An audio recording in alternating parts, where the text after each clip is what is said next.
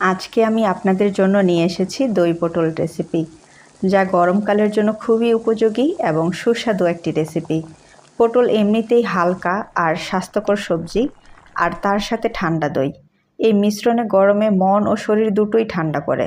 এটা একদম সহজ, কম মশলায় বানানো যায় আর স্বাদ অসাধারণ।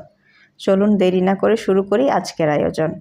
কড়াই গরম করে সেখানে 1/4 কাপ পরিমাণে রান্নার তেল দিয়ে দিলাম। এরপর সেখানে বড় সাইজের একটু বড় করে কেটে নেওয়া আলু দিয়ে দিলাম। দিয়ে দিচ্ছি 1/4 চা চামচ হলুদের গুঁড়া আর 1/2 চা চামচ লবণ। যতক্ষণ না আলুগুলো হালকা একটু লালচে কালার হয় ততক্ষণ ভেজে নিতে হবে। তো প্রায় 4 থেকে 5 মিনিটের মতো ভাজলে দেখবেন যে আলুগুলো লালচে কালার হয়ে যাবে।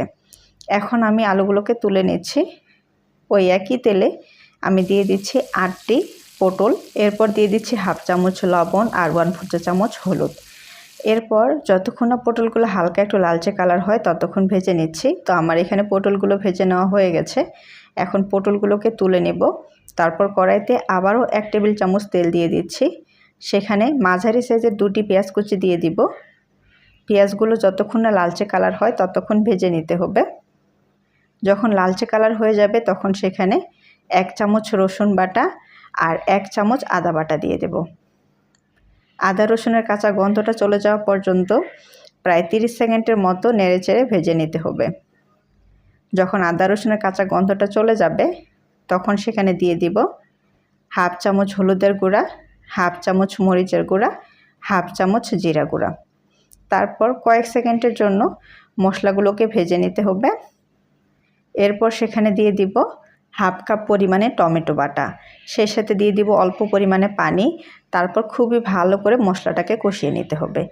1 মিনিটের মতো মশলাটা কষালেই দেখবেন যে তেলটা উপরে উঠে আসবে। এরপর সেখানে দিয়ে দিব 1/2 কাপ পরিমাণে ফেটানো টক দই। আর এ পর্যায়ে অবশ্যই চুলার আঁচটা একেবারে কমিয়ে রাখবেন, তা না হলে কিন্তু দইটা ফেটে যাবে। তারপর আবারও খুবই ভালো করে নেড়েচেড়ে সব কিছু মিশিয়ে প্রায় 2 মিনিটের মতো কষিয়ে নিতে হবে। মশলা যত ভালোভাবে কষাতে পারবেন ততই কিন্তু রান্নার স্বাদ বেড়ে যাবে। ভেজে রাখা টমেটো আর আলুগুলোকে দিয়ে দিলাম। তারপর মশলার সাথে ভালো করে নেড়েচেড়ে মিশিয়ে নিতে হবে। তো প্রায় 1 থেকে 2 মিনিটের মতো মশলার সাথে পটল আর আলুকে ভেজে নিলাম। সবশেষে আমরা এখানে দিয়ে দিব পরিমাণ মতো পানি। এমনভাবে পানিটা দিতে হবে যাতে ঝোলটা মাখা মাখা হয়, সেই সাথে পটল আর আলু খুব ভালোভাবে সিদ্ধ হয়ে যায়। তো সব কিছু ভালো করে নেড়েচেড়ে এখন এখানে 1/2 চামচ লবণ আর 1 চা চামচ চিনি দিয়ে দিলাম।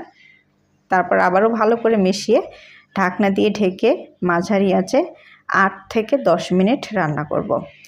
তো ফিরে আসছি আমি 8 মিনিট পর। ঢাকনাটাকে তুলে নিচ্ছি।